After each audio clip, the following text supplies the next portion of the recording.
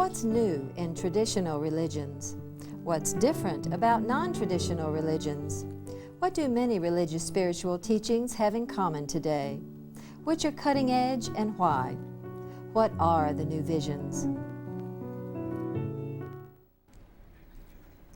Hi, I'm June Knight, and welcome again to New Visions.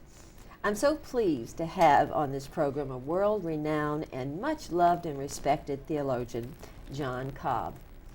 He's an emeritus professor of the Claremont School of Theology and the Claremont Graduate School in Claremont, California. He's also co-director of the Center for Process Studies in Claremont and a co-founder of Mobilization for the Human Family. He was born in Japan, the son of Methodist missionaries. He received his PhD degree from the University of Chicago Divinity School. Dr. Cobb was a professor at the Claremont School of Theology for 32 years. During his career, he has received many honors, including a fellowship from the Woodrow Wilson International Center of Scholars. He was the Alumnus of the Year for the Chicago Divinity School, and he received honorary doctorates from the University of Victoria and the University of Mainz. He has written many articles, edited a wide variety of books, and written over 25 books. Some of them are God in the World, Is It Too Late?, A Theology of Ecology, Doubting Thomas, Matters of Life and Death, and Becoming a Thinking Christian. I'm truly so pleased to have with us on our program today, John Cobb. Thanks so much for being here again with us. Glad to be back. And today we're going to talk about your latest book that's hot off the press, Transforming Christianity and the World. And the subtitle here is A Way Beyond Absolutism and Relativism. And this is primarily about religious pluralism, right? Yes, that's right. Kind of tell us what that is. Okay. Some may not be familiar with that Sure. term. Well, there have always been many different religions in the world, so there's nothing new about that. So it's religious pluralism in one sense just means there is a plurality of religions. Okay. But there has been a strong tendency of believers in each tradition to think that that particular tradition has it right, and everybody else either has it only partially correct or is on the wrong track or something like that.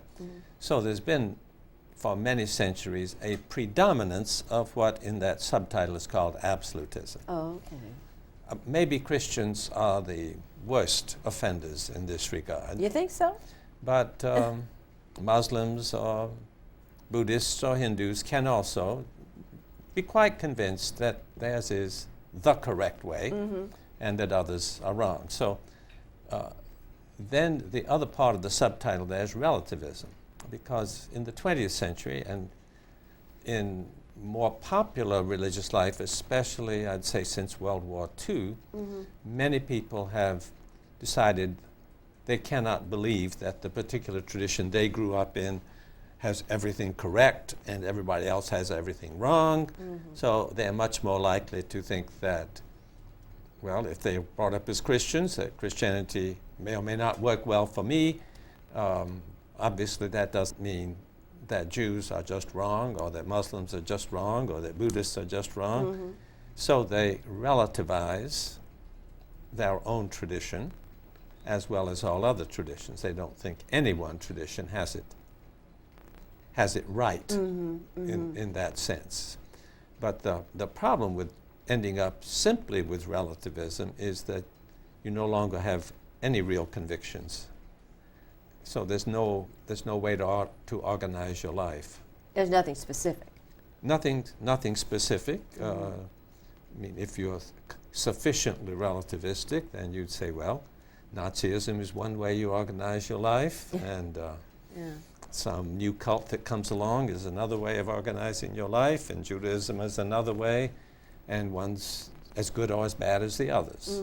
That would be a thoroughgoing relativism, and I think that's quite dangerous because it means people just pick and choose according to taste without allowing critical reflection to enter into the judgment at all. So you're thinking kind of a balanced perspective of this? Well, It's not either good or bad? I think most of us think we have to avoid extreme relativism and thoroughgoing absolutism. Okay, so then what are the choices? Yeah. And I'm looking at this primarily from the Christian point of view, though one might say some very similar things coming at it from other points of view. But among Christians and philosophers of religion in this country, there have been lots of people who have said there seem to be three main options. And the first one is close to the absolutism I was speaking of. It's called exclusivism. All right. And as a Christian, if you're an exclusivist, then you would emphasize that no one can be saved except through faith in Jesus Christ. So that no matter how virtuous or wise or anything else someone would be, if they don't accept that central reality and live in relationship to it, that they are excluded. And he was from the only one salvation. that spoke the truth, basically. Or at least it is only through him that we can find God or find salvation. Okay. Something like that. All right. Yeah. It wouldn't be that no one else spoke any truth, but not the absolutely decisive truth. All right. Okay. The focus is often on the atoning death of Jesus or something like that, more than Salvation. on the particular truth of what Jesus said. Okay. Then the second is inclusivism. And these would be Christians who continue to believe that there is no salvation apart from Jesus Christ, but would say that through Jesus Christ, salvation has been made available to everybody, whether or not they actually know about Jesus Christ or confess Jesus Christ. And that's played an important role in this century. Cobb, the most important Protestant theologian, ended up with the conviction that everyone is saved through Jesus Christ. And Karl Rahner, who is the most important Catholic theologian, spoke of anonymous Christians. Oh. And by anonymous Christians, he meant people who wouldn't call themselves Christians. But they do the best they can.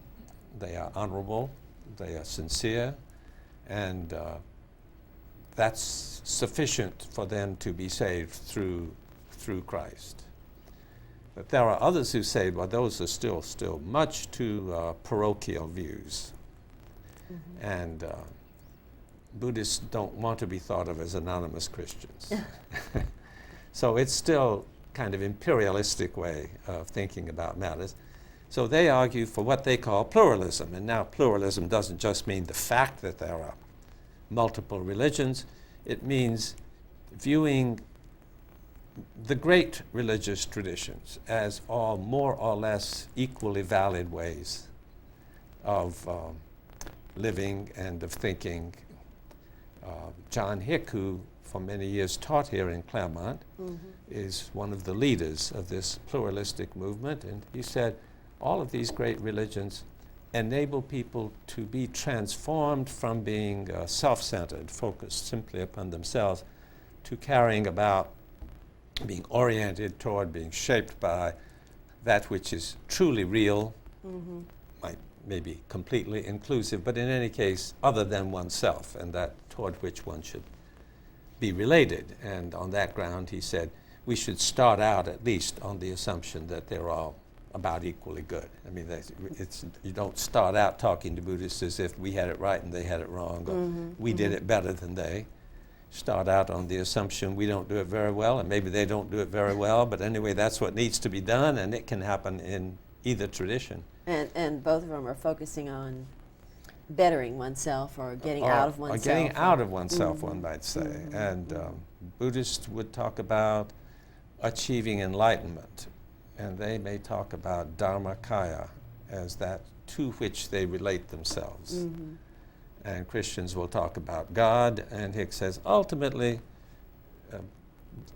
these are two ways of moving in the same direction. In the same direction. Now, I personally disagree and don't like any of those three options, so this book is really talking about a different approach, which I call a transformational approach. Oh, okay.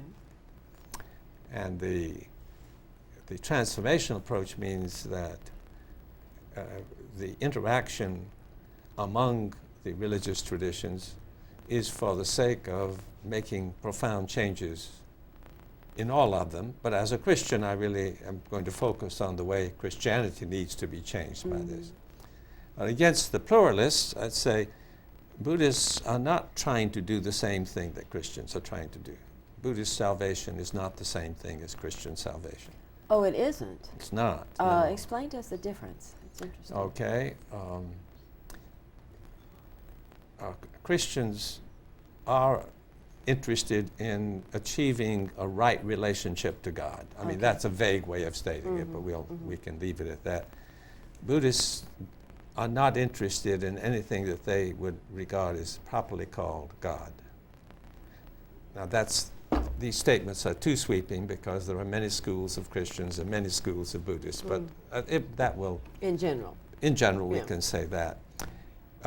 Buddhists want a transformation that frees us from our self-identity through time, frees us from the power of conceptualization to shape the way in which we experience reality, enables us to live each moment in terms of what is immediately real and true simply in that moment. In the now. In the now. Okay. And Christians have not emphasized that. They are interested in trusting in a power that is beyond themselves. These are very different religious stances. Now, I agree with the pluralists that we shouldn't start out thinking one is right and the other is wrong. My own view is they're both right. That doesn't mean they're both perfect.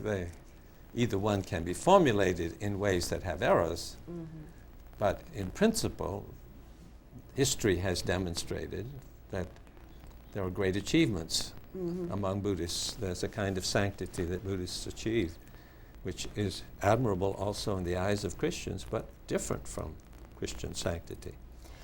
You said a few minutes ago that you had some thoughts about how Christianity should change, yes. should be transformed. Yes. What are some of those? Well, in the previous discussion, we talked about substances and events. Buddhism is the one great, long-lasting movement in human history that has been focused on events and has been objecting to substances. So, from my point of view, Buddhists have been much nearer the metaphysical or ontological truth than Christians for 2,500 years. Wow.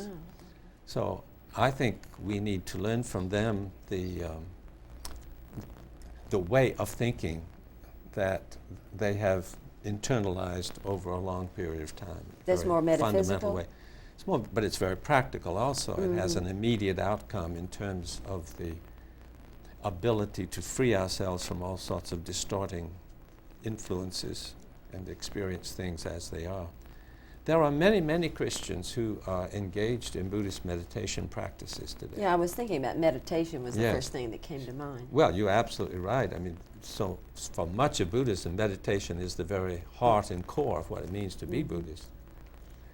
There are as many, I've heard there are as many Christians in Japan who practice Zen as there are Buddhists who practice Zen.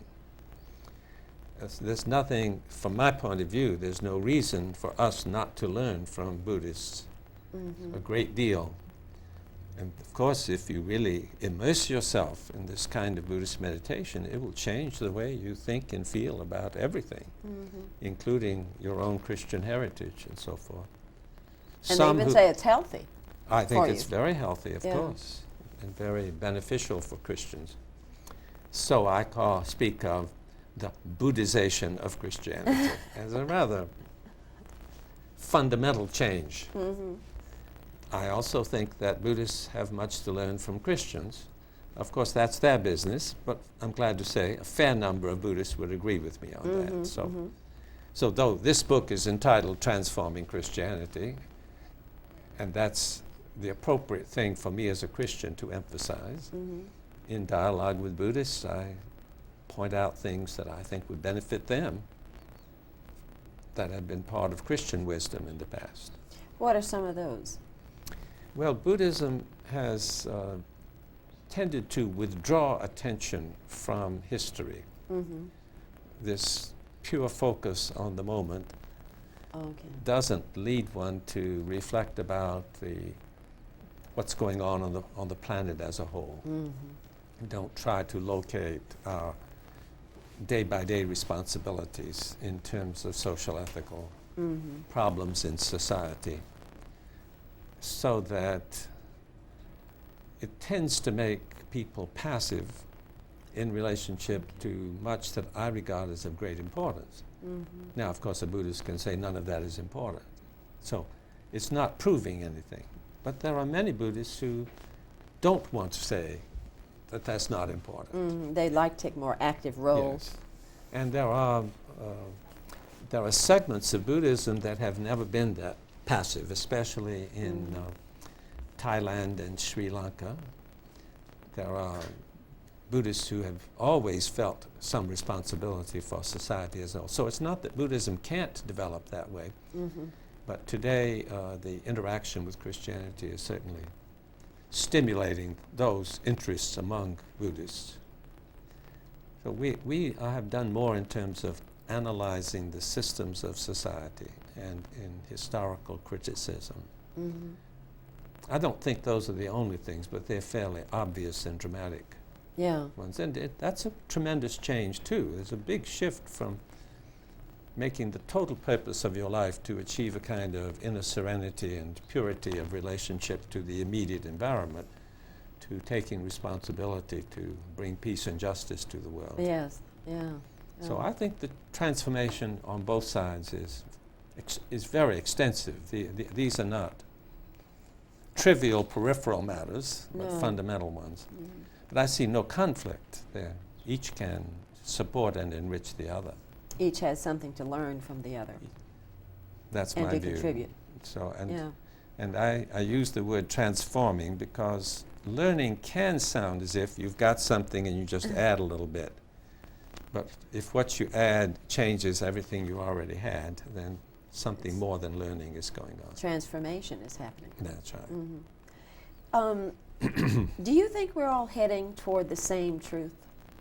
Well, of course, I've been saying we have not been, that we have been heading toward different aspects of the totality. But we're looking at each other's But as we perspectives now. learn from each other, Yeah. then it's possible for people who have come from the Christian side to appropriate the wisdom of Buddhists, and for those coming from the Buddhist side to appropriate the wisdom of Christians. And then we come much closer together. So whether that would ever mean the same is another matter. I'm interested in a Christianized Buddhism and a Buddhized Christianity. And maybe after a few generations, there won't seem to be any great importance in maintaining the distinction. But I'm not sure of that. One reason is that the reasons that Christians appropriate Buddhist wisdom are not the same as the reasons that Buddhists appropriate Christian wisdom. And so Christians want to also be learning from Jews. And they also want to be learning from Hindus. So as we learn not just from Buddhists, but from the others, and they do what Buddhists do, what seems appropriate from their point of view, we may not merge with each other. There may always be some rather deep differences, but certainly the hostilities that have marked our relations in the past are already disappearing, and I don't anticipate that they will be a great problem in the future. Well, there's a lot of understanding that hasn't. I think many Christians greatly been around. admire the Buddhists they know. At present, the biggest problem in this way is with Islam. We have tended to depict Islam in the most negative way. And that's, there are particular historical reasons for that, but I hope we will outgrow that. Islam has much to contribute also. You said that Christians are looking at other religions for different reasons than, say, Buddhists are looking at other religions, or Yes, especially yes. Christianity. What is the different reason? Well, Christianity has has had within it, I won't say all Christians, but Christianity has had within it a strong future orientation. That's true. And the heart of Jesus' message is about the coming of the kingdom of God.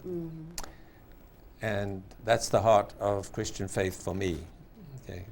Not that I am expecting that some dramatic thing will happen and the kingdom will fall from heaven into the earth, but that we want justice and righteousness and peace to prevail on the earth. And so from my point of view, that's what I'm called to try to help bring about. And if I find that what I can learn from Buddhists will help me to do that better, then I'm strongly motivated to learn that from Buddhists. And of course, I would like for Buddhists to join me in that quest, but that would not be Buddhist. Buddhists have a much greater sense that the heart of what is important, what is essential, has been available and present at all times and all places. It came to full realization in Gautama Buddha, and that is not going to be changed, and we're not moving toward a perfection in the future. The perfection is already available to us now. But they recognize that it is desirable then to live out of that, and they recognize especially that in Northern Buddhism, Mahayana Buddhism, Chinese Buddhism, and so forth, Buddhists truncated the implications of this realization.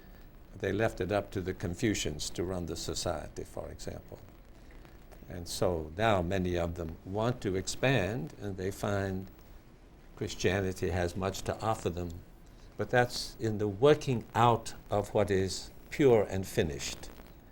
Whereas for Christians, what is the perfection is a future, is hope for the future, not something that's already been realized. So these are different attitudes toward why we interact with each other. Yes, they really are. Do you think yourself that there is one truth? I think that there is one truth, except that sometimes sounds like some one rather simple thing. And I would say there's one reality, and it is an extremely complex reality.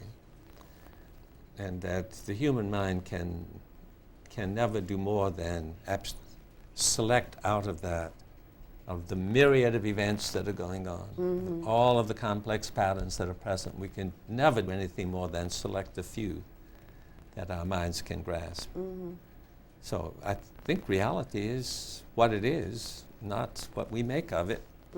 And we can formulate many things that are true and important about it, but if we ever think we've got the whole thing, then we are deluding ourselves. Do you think it's an ever-evolving reality? Reality is ever evolving. So we'll have more and more to learn, and it's kind of like an infinite thing? Well, it's so vastly more complex than the human mind could ever fully grasp. So we'll always have something to learn.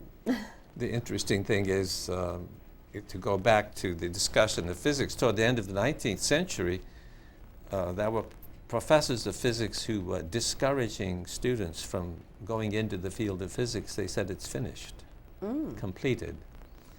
And then just about that time, relativity theory and quantum theory burst on the scene.